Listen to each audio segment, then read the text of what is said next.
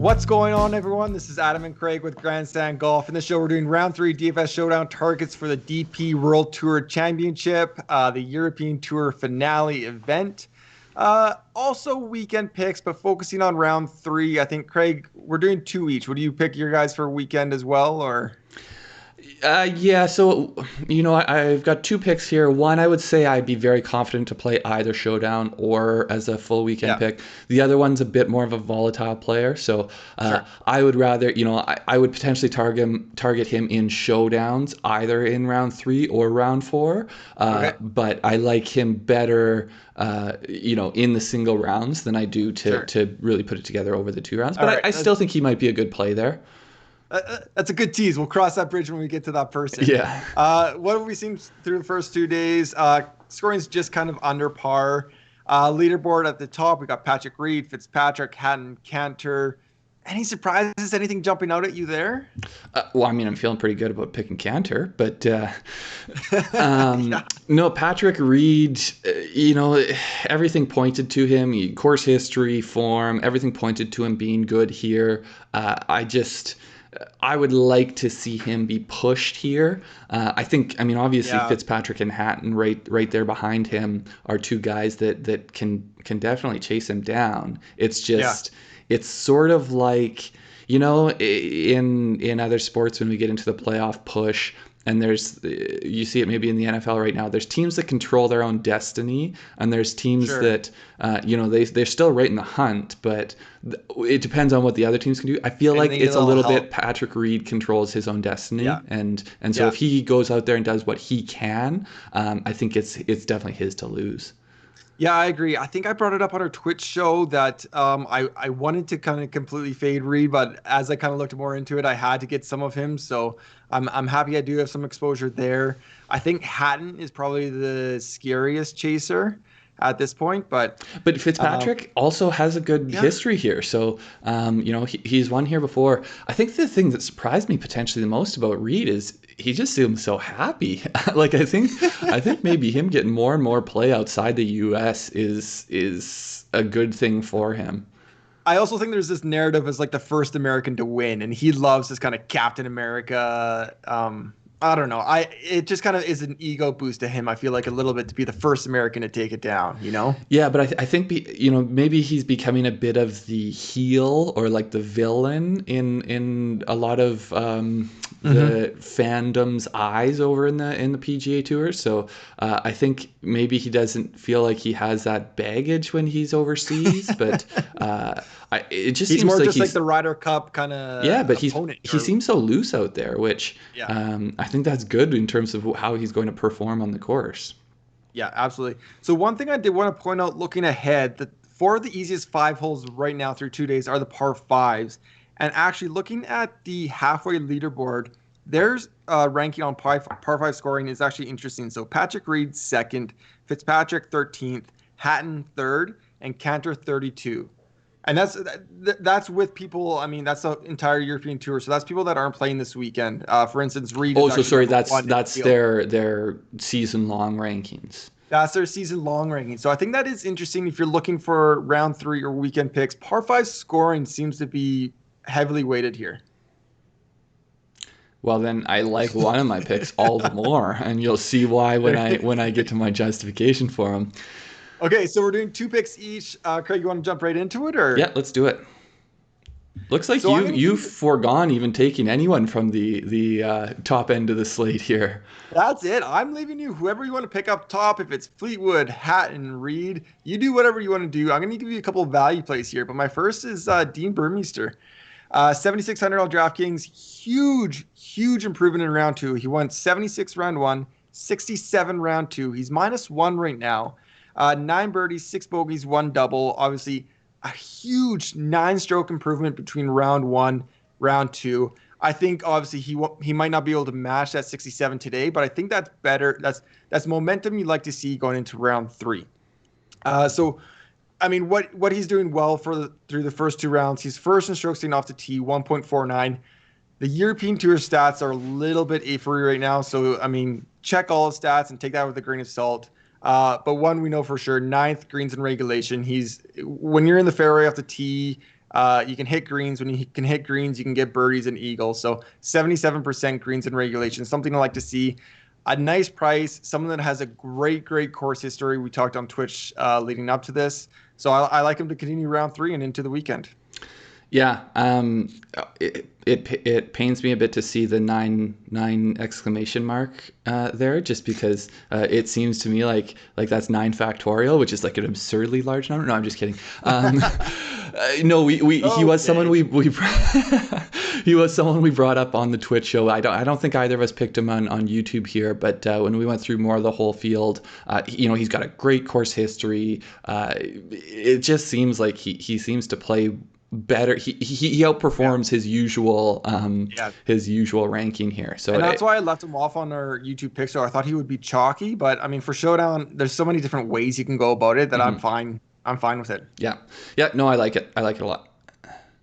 My first one here, he's someone, so I played him today. I mean, I played him tournament long, and then I played him in round 2 showdowns. His ownership is -2. That is correct. I had changed from Valimaki to Bezuidenhout just before the deadline here, but I was just doing quick math and I knew 5 birdies and 3 bogeys. It didn't really add up to 6 under. I was able to figure that one out. Christiaan Bezuidenhout comes in 9,100. So this one to me, I was just surprised. He was under 10% owned in today's showdown, and I think there's so many names and players up there who are going to attract ownership. He was similarly priced to Robbie Mack, who was over 30%. Fitzpatrick was over 40%, and I think Fitzpatrick will just continue to increase in terms of his ownership. For sure. But I just felt like Peters is right up there, who will be popular. I'm sure. So from a game theory point of view, I'll take Bezuidenhout with the lower ownership. Like -2, 5 birdies, 3 bogeys, not -6. But so in terms of what he is a player, we know that he won 2 consecutive events coming into this tournament. He's one of the world's best putters, and I hadn't really known how good he was. I knew he has a really good short game, but you look at the European Tour strokes gained, he gains over a stroke around there, good for 4th on the season.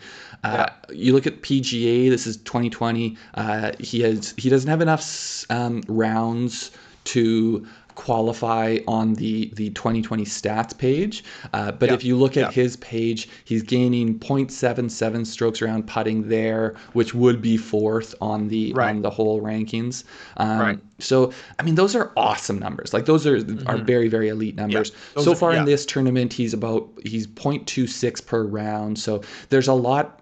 If he gets back to, makes it, and putting we know is so volatile, so 2 rounds is nothing. So a couple more putts fall, we see his score is going to go down accordingly. So it's one of these ones where you expect it to regress towards what he usually does. And then, he's won two tournaments in a row coming in. His under par streak is at 15 consecutive rounds. It's going all the way back to the 3rd round of the Masters. This is the last time he was over par. And, there were some of those Masters rounds where it was not playing super easy. So it could be even further back. That's 15 rounds around the globe. I mean, that's Georgia, South Africa, up to Dubai. I mean, it just carries. His game. It travels. Following suit. Yeah, it travels. So I think he's a good play. I think he's a good weekend long play too. I don't see any reason he's not going to be consistently scoring well. Yeah, probably steadier, not as volatile as possibly some of the other guys we're going to talk about in a sec. I like Bez. I didn't really think about that game theory. I didn't see who was around him, but I do like the fact that he might have those really chalky guys around him, which kind of boosts him up again, even more so in my books. So my second pick, I am going down to Marc Warren, almost at the bare minimum here. He's 63 on DraftKings. He's gone 72, 72. He's even par. Pretty boring overall. Pretty boring. 6 birdies, 4 bogeys, 1 double. I mean, nothing really exciting or nothing to write home about, really. But he does. I mean, if you look at his season-long stats, he ranks 2nd on the European Tour in birdie average. So I feel like this boring round, it possibly won't continue into the weekend, and he has a chance to kind of possibly get an eagle, get some birdies out there, move up the leaderboard a little bit. But I think it's okay what he's done so far. I mean, he was near minimum as well coming in. So he isn't kind of the pedigree of some of these guys in this field. 6,300, I really like that price. Looking at what he's done through the first 2 rounds, 6th in greens and regulation, 54th in putts per round at 31. So I had to go and look at his season-long stats. How does that rank to how he's done through the season-long? And his season-long average on the European Tour, he's actually 3rd. So he has 27.93 putts on average. So we're talking about 3 putt difference per round, what he's doing right now to what he's done on the rest of the season. I mean, yeah, there's a lot of different factors in that, different greens, different grasses types, different places in the world. But I feel like he just isn't sinking the same amount of putts as he should. And as someone who's one of the best birdie average players on the European Tour, I think it's a great price to kind of have a flyer down here and then pick whoever you want up top. Yeah, I mean, you also, like, if he continues to shoot even par, you got to like that value, you know? Yes, in terms of Showdown, you might want people who could go, you know, maybe go under par, but if another one of those putts, like if he's not putting how he can and one of those putts drops or a couple of those putts drops, then there's huge value there. So if you have him tournament long, he's probably return value already. And so, I like the play a lot. Just opens up a lot of things up top. Yeah. Okay, so my next one here, and this one is, you're gonna not like the first score you see, but for that reason, people are not going to be considering him as they were potentially going into the tournament. Wilco Nienaber, he's 7,400 on DraftKings, and I'll get to it in a second. But his price being at 7,400 is one of the other reasons I like him. So you know, just real quick. He blew up on his first day. He was 7 over. He came out today, and both of us were following the early holes. And I think he was playing by himself as the first one out, and so he was just tearing. He was through 5 holes, I think, before anyone else was through 2. So he was 2 under on the day. But you look at his ball striking. We know he's a monster off the tee. But combined off the tee and approach, he's losing a stroke around so far. On the 2020 full season long, he's over a stroke around. So there's 2 strokes around right there that we would expect him to get just on his ball striking. On top of that, he's minus 1.76 strokes putting around. So if I'm assuming, I haven't been able to watch him play, but I'm assuming he just has not had a good go of it, especially in that first round. And so I'm expecting, we saw him go 2 under on Friday. And then in terms of who you like in showdowns, we like people who can make birdies and make eagles. You look at full 2020 season long, he's 6th in birdies, he's 1st in eagles, he's 1st in greens under regulation, which, we're talking about these par 5s. Yeah, exactly. Yes. So he's going to give himself a lot of chances. But then the last thing, so to me, it's a pure game theory play as well. You look at the people around him, and we've got Adri Arnaus at minus 5 at 7,500. At 7,400, we've got Shinkwin at minus 3, Cantor at minus 7. 7,200, we've got Ategi at minus 3. 7,100, we've got Norris at minus 3 and Grace at minus 6. So you're going to have so many people that go in there, look at, okay, in that price range, I've got so-and-so at minus 6. I'm going to plug him in. So Nienaber is going to look like he's at plus 5 because of this horrible first round he had. His ownership today was 2.5%. I saw that, I don't know if you played Højgaard at all. Højgaard was under 1%. And in a showdown, man, I'll take the chances on these guys who are great ball strikers and volatile.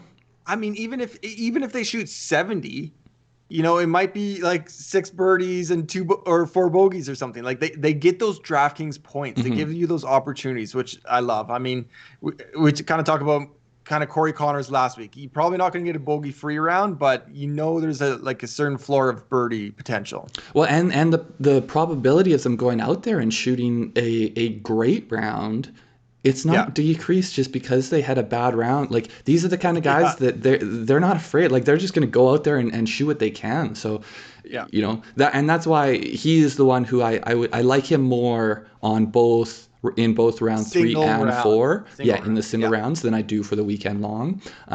Because his ability to pop on a single day, I think is pretty high. Yeah, round 4, we're gonna have to look at finishing position, see how round 3 goes. But I mean, we'll probably talk about that. Yeah. We might have a video. We'll see how this third round goes. But thank you everybody for watching. Make sure to like and subscribe to our channel. Follow us on Twitter. That's where we do our updates if we're not on YouTube at Grandstand Golf. Good luck for the rest of the weekend. Enjoy the European Tour. Enjoy the U.S. Open. Anything else out there, Craig? Nope, that's everything. We'll see you guys next time. Yeah, take care. See ya.